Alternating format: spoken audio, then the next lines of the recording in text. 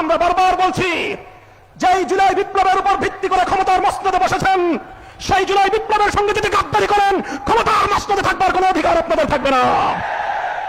জুলাই বিপ্লবের সঙ্গে গাদ্দারি করবেন না।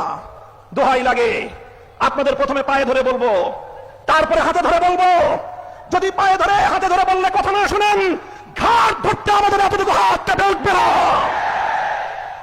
সরকারকে আমরা বলতে চাই, দেখেন আমাদের বক্তব্য পরিষ্কার। 50% জনগণের ভোটের ম্যান্ডেট নিয়ে যেভাবেই হোক, যে পথেই হোক, আপনারা সরকার গঠন করেছেন।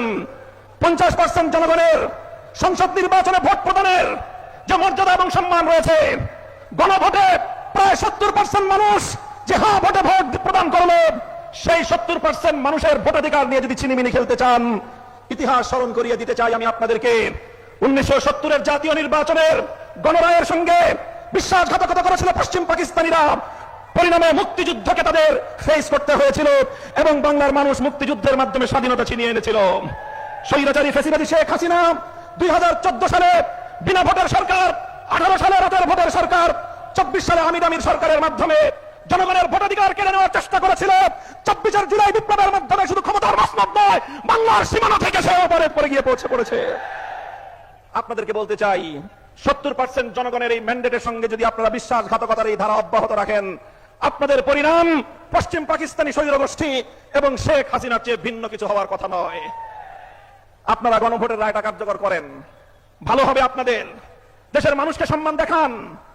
আপনারা আমাদের কথা শুনবেন এক সময়। তবে বাংলাদেশে একটা কথা আছে, একটা প্রাণীর কথা, যে পানি খায় তবে ঘোলা করে খায়। আমি সেই প্রাণীটার নাম বলতে চাইলাম না। আপনাদেরকে যদি প্রশ্ন করি, জানেন পানি ঘোলা করে কোন প্রাণী খায়? আমরা বলেছিলাম, এই চুপ করে রাখেন না, আমরা বলেছিলাম শেখ হাসিনার লেসপেন্সার চুপ বাংলাদেশের রাষ্ট্রপতির ক্ষমতার মসনদে থাকতে পারে না। কথাটা ভালো লাগে নাই? কথাটা ভালো লাগে নাই আপনাদের?